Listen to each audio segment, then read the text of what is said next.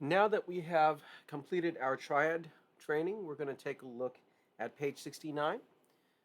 We're going to begin to expand the use of our harmonization. So we are now using more than just the tonic and dominant chords. Now you can use the 1 chord, 2 chord, 3 chord, 4 chord, or the 5 chord. And page 69 is basically just explaining this. So I'm just going to walk you through what they're demonstrating. So they start off by giving us a melody right here. So we've got a melody. And just like in chapter 1 and 2, we're going to determine the key signature, and we're going to determine the chords, and then the common tones, right? So based on the common tones, we can determine what chords we can use. So if we look at it, 3 sharps, we're in the key of A major, so key of A. And then if I'm writing out my chords, which I recommend you doing, at least to begin with, we've got the 1 chord, the 2 chord, the 3 chord, the 4 chord, and the 5 chord. And an A major, that means we're going to have an A major chord, then we'll have a B minor chord, and then a C sharp minor chord, and then a D major chord, and an E major chord. And you already know what those are from theory. So once you have that down, you can think, okay, well, there are my chords. Not to mention, we just trained on that on page 68. So now, going through this melody, you can just ask yourself, well, what chords make sense for the measures, right? So if I play through the melody,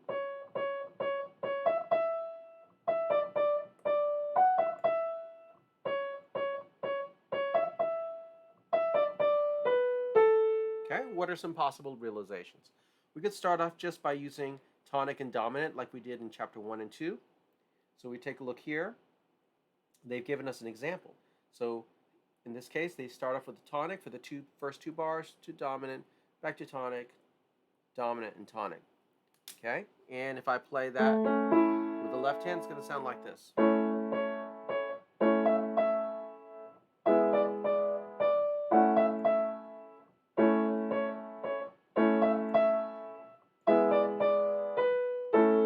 Notice with my left hand, I just did my cadences. 1, then 5, then 1. Okay? So that's another thing you can do is just the cadence training that you've been doing, you can apply it here as well. In the next example, they show another possibility where we're expanding beyond just the tonic and the dominant. So in this case, they start off the same way with tonic, dominant, tonic, and tonic, and it also ends on tonic. But then we get some options here. The 3 chord, which is a C sharp minor chord, works on bar 6 here because we have a C sharp E in the right hand, or the melody, which is present in the C sharp minor chord. Then we have 2 choices, a 4 chord and a 2 chord, followed by the 5 chord on the 3rd beat here.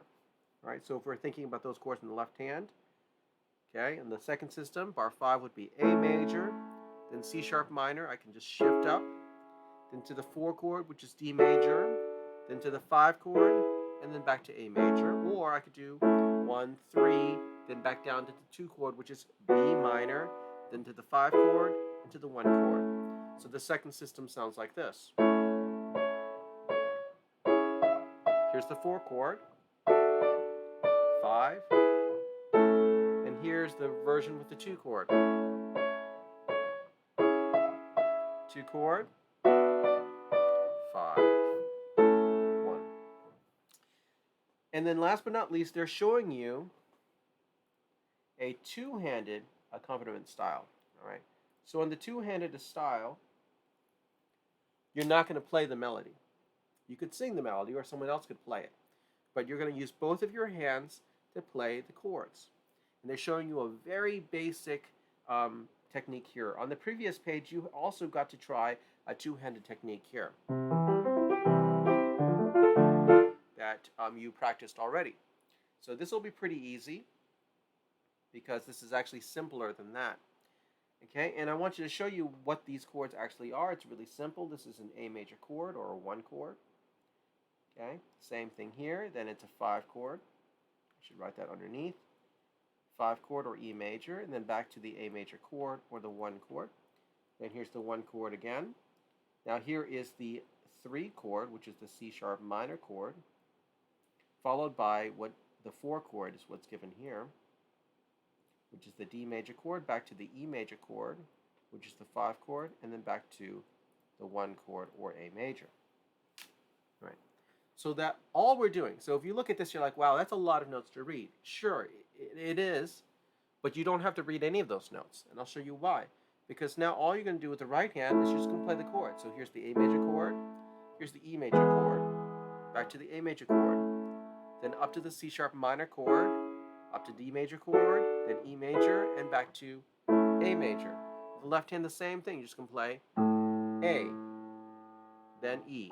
So it's all root position, back to A, then up to C sharp, then up to D, then E, and back to A. So they're the same. They're moving in parallel motion. So A, except now the left hand's not playing 3 notes. It's just playing the root of the chord. So it's acting as a bass line. A, down to E, back to A. Up to C sharp minor, up to D, up to E, and back to A. Once you're comfortable with that, then we can actually give its waltz rhythm here. 1, 2, 3, 1, 2, down to E, 5, back to A, and again. 1, 2, now up to C sharp minor, and up to D, then E, and then A, like that, okay? And you don't have to do it in this octave. You could change the octave, or you don't have to go down to the 5 chord. You could go up to the 5 chord. You can change it however you'd like. But to begin, I would recommend staying in root position. Later on, you can do inversions. And that's page 69. So practice, be able to play the last example on this page.